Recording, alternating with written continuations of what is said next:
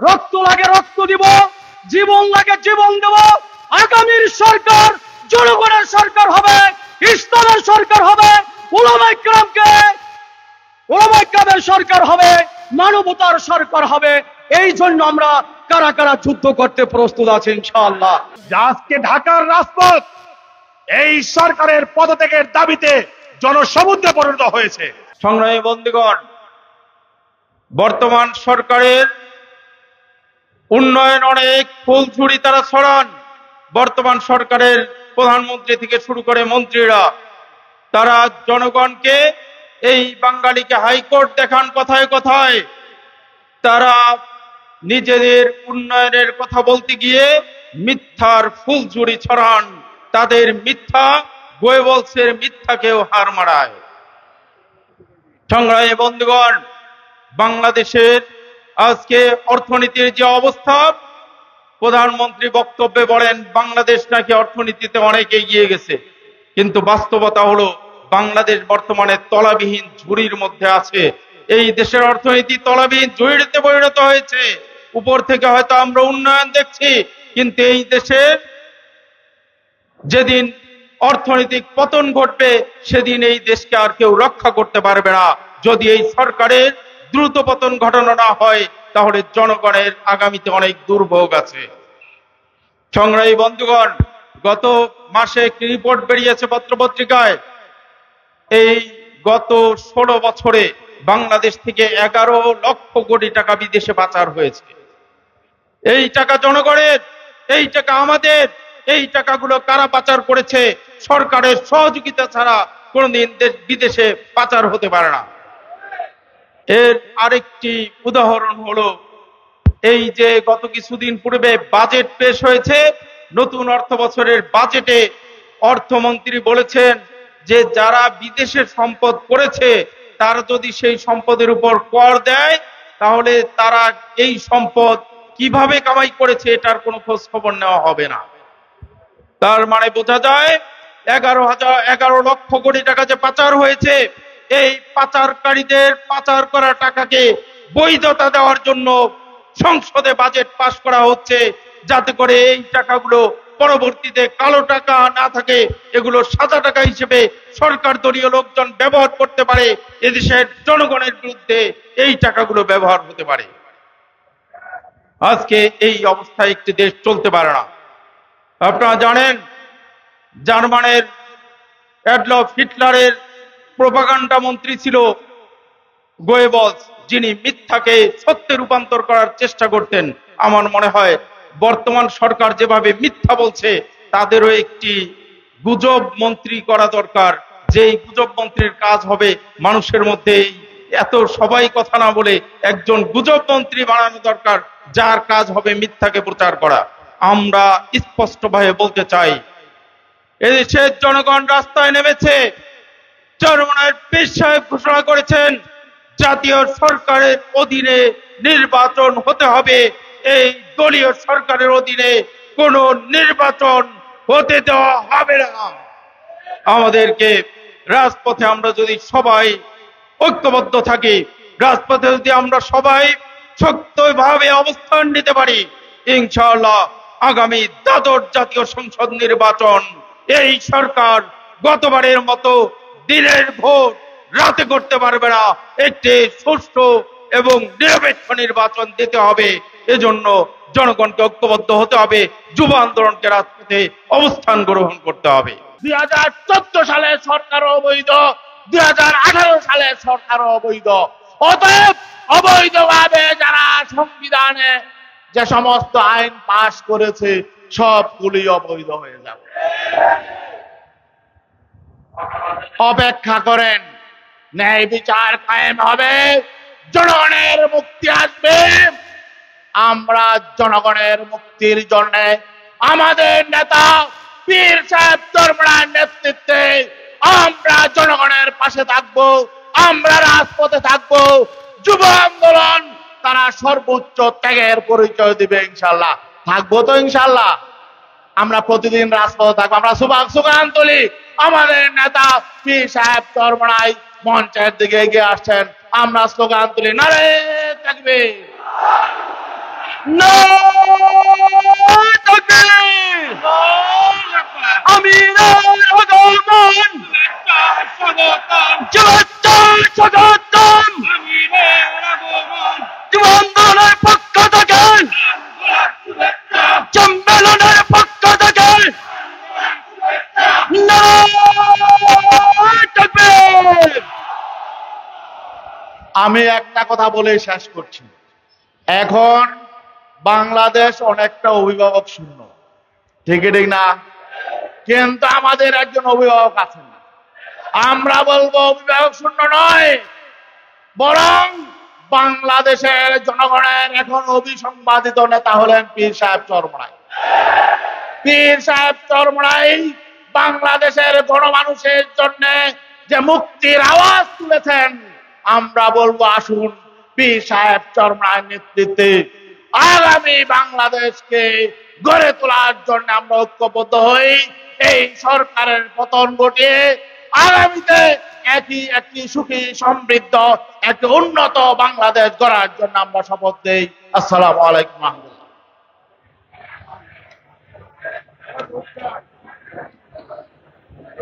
ইসলামী যুব আন্দোলন বাংলাদেশের ৭ম প্রতিষ্ঠা বার্ষিকী সমাবেশের এ পর্যায়ে গুরুত্বপূর্ণ বক্তব্য নিয়ে আসছেন ইসলামী আন্দোলন বাংলাদেশের মুহতারাম মহাসচিব অধ্যক্ষ হাফেজ মাওলানা ইউনুস আহমদ। বক্তব্য নিয়ে আসছেন অধ্যক্ষ হাফেজ মাওলানা ইউনুস আহমদ।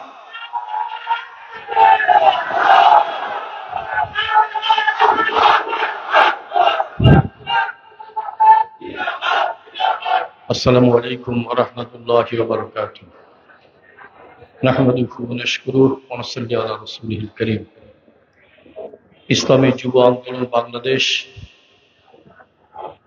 এর প্রতিষ্ঠা বার্ষিকী সমাবেশের সভাপতি প্রধান অতিথি আন্দোলনের মহতারাম আমির পীর সাহেব চরমনাই, ইসলামী আন্দোলন বাংলাদেশের কেন্দ্রীয় নেতৃবৃন্দ, ইসলামী যুব আন্দোলন বাংলাদেশের নেতৃবৃন্দ, সাংবাদিক বন্ধুগণ, সর্বস্তরের যুবক ভাইরা, আজকে দেশের টোটাল জনগোষ্ঠী দুই ভাগে বিভক্ত হয়ে গেছে। এক ভাগ হলো জালেম, আর এক ভাগ হলো মাজলুম। জালেমের সংখ্যা খুবই কম, যারা চোর, ডাকাত, মস্তান, সন্ত্রাসী, চাঁদাবাজ, দুর্নীতিবাজ, তারা পড়েছে জালেমের ভাগে। আর দেশের টোটাল জনগোষ্ঠী এখন মাজলুম হয়ে গেছে। এতদিন পর্যন্ত অনেক ধৈর্য ধারণ করেছে দেশের মানুষ, জেল জুলুম হয়রানি বরদাস্ত করেছে। এখন অবস্থা হচ্ছে সারা দেশের মানুষ ফুঁসে উঠেছে। আমরা দেখেছি বারবার দেশের মানুষ মাজলুম হয়েছে, জিম্মি হয়েছে। এই জিম্মি মানুষদেরকে দাবিয়ে রাখার জন্যে বন্দুকের নল দেখানো হয়েছে। ইতিহাস থেকে আমরা জানি বন্দুকের নল দেখিয়ে ব্রিটিশ দেশে থাকতে পারে নাই, বন্দুকের নল দেখিয়ে পশ্চিম পাকিস্তানিরা থাকতে পারে নাই।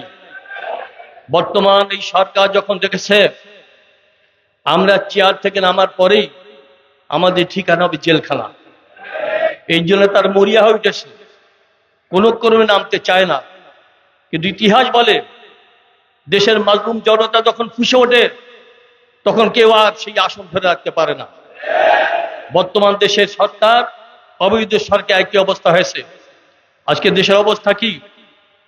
গরিব দুঃখী মহান মেহনতি মানুষ, কৃষক, শ্রমিক, তাদের মুখে হাসি নেই। প্রত্যেকটা সেক্টরে মানুষ আজকে হতাশাগ্রস্ত হয়েছে। বারবার দ্রব্যমূল্য বৃদ্ধি হয়েছে, তেল গ্যাসের দাম কতবার বৃদ্ধি হয়েছে আমাদের হিসাব নাই। এরপর দেখেন এই সরকার গদিতে আসার পরেই প্রথমে আঘাত দিল আল্লাহর উপরে পূর্ণ আস্থা বিশ্বাস রাখা যাবে না, নাউজুবিল্লাহ, এই দিয়ে শুরু করলো। এরপর আবার ঘোষণা দেয় দেশ চলবে মদিনা সনদে। আবার দেখি শিক্ষা ব্যবস্থা এমন ভাবে ঢেলে সাজানো হয়েছে এদেশের ভবিষ্যৎ প্রজন্ম যাতে মুসলমান না থাকতে পারে, নাস্তিক হতে পারে, এই ব্যবস্থা তারা করেছে। আর বরদাস্ত করা যায় না, আর সুযোগ দেওয়া যায় না। এখনই প্রয়োজন অনেক চেয়ার থেকে নামাতে হবে। এই জন্য আদর্শ যুবকদেরকে ময়দানে ছাপ দিয়ে পড়তে হবে, শুধু অপেক্ষা করতে হবে। মহতারাম আমির তো সময় নির্দেশ দেন, আমরা মাঝে মধ্যে বিভিন্ন সময়ে প্রশাসনের বিভিন্ন স্তরের লোকদের তাকে শুনে থাকি, ওরা বলবে আমরা কি করব, উপরের নির্দেশ। তা আমার তো মনে হয় একদিন ইসলামী যুব আন্দোলনের কর্মীরা বলতে বাধ্য হবে, যখন আমির বলবেন আর খালি হাতে তোমরা ময়দানে আসবে না, তখন তারাও বলবে আমাদের উপনির্দেশ, আমিরের নির্দেশ। এই জন্য আসুন সম্মিলিত হবে এই অবৈধ সরকারকে অবশ্যই এদের পতন ঘটাতে হবে, মাজলুম জনতার বিজয় হবে ইনশাল্লাহ। ইসলামী যুব আন্দোলনকে আল্লাহ পাক কবুল করেন, তাদের সাহসিকতা বৃদ্ধি করে দেন। আগামীর জন্য আমার প্রস্তুত থাকবো, পরবর্তী নির্দেশের জন্য অপেক্ষা করব। সবাইকে ধন্যবাদ জানিয়ে আমার শেষ করছি। আসসালামু আলাইকুম রহমতুল্লাহ।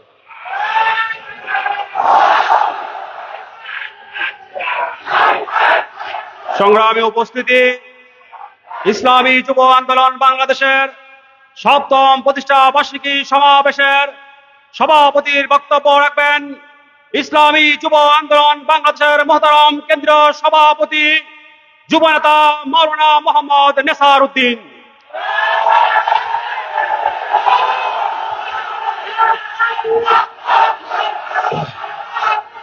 বিসমিল্লাহির রহমানির রহিম।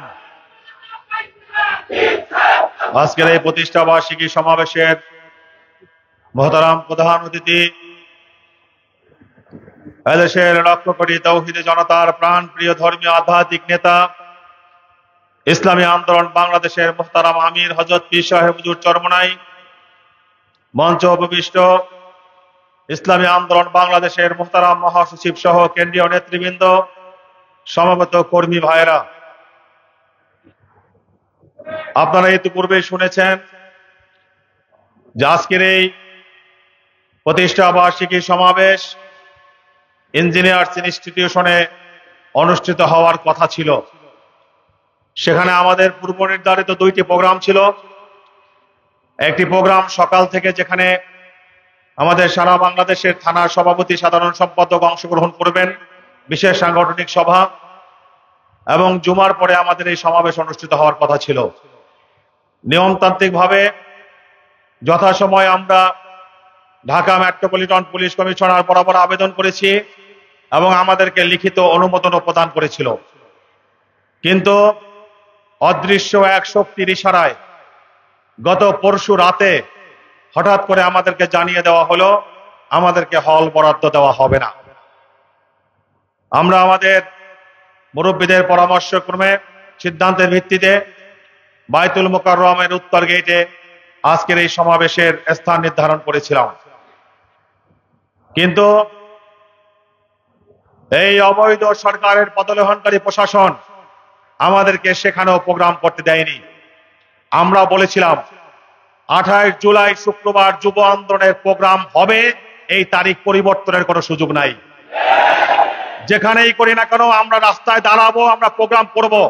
আলহামদুলিল্লাহ, আপনাদের ত্যাগ, আপনাদের সাহসিকতার কারণে আজকে যুব আন্দোলন রাজপথে সেই প্রোগ্রাম বাস্তবায়ন করছে। সংগ্রামী বন্ধুগণ, আপনারা লক্ষ্য করেছেন আমাদের মহতারাম আমির হযরত পীর সাহেব হুজুর 1 দফা কর্মসূচি ঘোষণা করেছেন।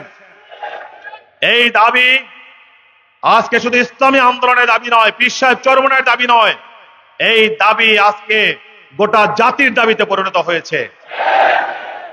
আমরা যে আয়ামে জাহিলিয়াতের দুঃশাসন প্রত্যক্ষ করছি, এই আয়ামে জাহিলিয়াত থেকে আজকে দেশের আপামর জনসাধারণ মুক্তির জন্য পাগল হয়ে গেছে। আমাদের আমির বলেছেন যে আমাদের দেয়ালে পিঠ থেকে গেছে। দেয়ালে যখন পিঠ থেকে যায় তখন কি সিদ্ধান্ত গ্রহণ করতে হয় সেই কথাও আমাদের ভালো করে জানা আছে। সংগ্রামী বন্ধুগণ, আমাদের মহতারাম আমির বলেছেন এই সরকারের পদত্যাগ ছাড়া, জাতীয় সরকার ব্যতীত আমরা আগামীতে কোনো নির্বাচনে অংশগ্রহণ করব না। শুধু তাই নয়, আগামীতে কোনো পাতানো নির্বাচন ইনশাআল্লাহ হতে দেওয়া হবে না। আমরা আমাদের মহতারাম আমিরকে আশ্বস্ত করতে চাই, হিম্মতের সাথে, সাহসিকতার সাথে সামনে এগিয়ে চলুন। ইসলামী যুব আন্দোলনের এই অকুতময় সৈনিকেরা আপনার ডানে আছে, বামে আছে, সামনে থাকবে, পিছনে থাকবে। প্রয়োজন হলে জীবনের বিনিময় হলেও, রক্তের বিনিময় হলেও আপনার দেওয়া কর্মসূচি তারা পালন করবে ইনশাআল্লাহ। সংগ্রামী বন্ধুগণ, আমরা এই দীক্ষায় দীক্ষিত হয়েছি। আমাদের সামনে দুটি পথ খোলা, হয়তো শাহাদাত নয়তো ইসলামী হুকুমত। এর বাহিরে আমরা অন্য কোন পথ চিনি না, আমরা অন্য কোন পথ বুঝি না। এই জমিনে আল্লাহর বিধান কায়েম করার জন্য সর্বোচ্চ ত্যাগের নজরানা পেশ করতে ইসলামী যুব আন্দোলনের প্রত্যেকটি সৈনিককে সদা প্রস্তুত থাকতে হবে। গত জাতীয় যুব কনভেনশনে আমরা আমাদের মোহতারাম আমিরকে বলেছিলাম, আপনার যে মিশন, সেই মিশনকে লক্ষ্যমানে পৌঁছে দেওয়ার জন্য ইসলামী যুব আন্দোলন অনেক কিছু করেছে, এমনটা আমরা দাবি করি না। তবে আমরা আত্মবিশ্বাসের সাথে কথা বলতে পারি, ইসলামী যুব আন্দোলন আপনার জন্য কিছু আবু বকর তৈরি করেছে, ওমর তৈরি করেছে, ওসমান তৈরি করেছে, কিছু আলী তৈরি করেছে, যারা আপনার ডাকের অপেক্ষায় প্রতিটি প্রহর গুণে। সংগ্রামী বন্ধুগণ, আগামী দিনের আন্দোলন সংগ্রামে পীর সাহেব চরমনায়ের নেতৃত্বে এই জাতিকে ফ্যাসিবাদের কবল থেকে মুক্তি করার জন্য, স্বৈরতন্ত্রের কবল থেকে মুক্তি করার জন্য সকল আন্দোলন সংগ্রামে পীর সাহেব চরমনায়ের নেতৃত্বে আমরা সর্বাগ্রে ভূমিকা পালন করবো ইনশাআল্লাহ। আন্দোলন সংগ্রামে পীর সাহেব চরমনায়ের পক্ষ থেকে যখন যেই কর্মসূচি দেওয়া হোক না কেন, সেই কর্মসূচি বাস্তবায়নের জন্য আমরা সর্বোচ্চ ত্যাগের নজরানা পেশ করতে প্রস্তুত আছি তো ইনশাআল্লাহ। আজকের এই সমাবেশের পরে আপনারা জানেন যে আজকে রাজধানীতে দুই দিকে, একদিকে ক্ষমতাসীন হায়নারা, আর একদিকে যারা ক্ষমতা থেকে নামাতে চায় তারা রাজপথে অবতীর্ণ হয়েছে। আমরা সংবাদ পেয়েছি যে আজকে ঢাকার রাজপথ এই সরকারের পদত্যাগের দাবিতে জনসমুদ্রে পরিণত হয়েছে। আমাদের মোহতারাম আমির বলেছেন, এই সরকারের বিরোধী যে কোনো আন্দোলনে, যে কোনো দলের যে কোনো কর্মসূচিতে আমাদের সর্বাত্মক সমর্থন থাকবে। যাই হোক, আজকের বাস্তবতা হলো রাজপথের কিছু ভিন্ন চিত্র, যানজট, জনজট মারাত্মক। এ কারণে সবার প্রতি অনুরোধ থাকবে, এই প্রোগ্রাম শেষ করে আপনারা যার যার গন্তব্যে চলে যাবেন। আজকে আপনারা এখানে যতটা বিলম্ব করবেন, আপনাদের বিলম্বনা তত বাড়বে, কি ঠিক কিনা?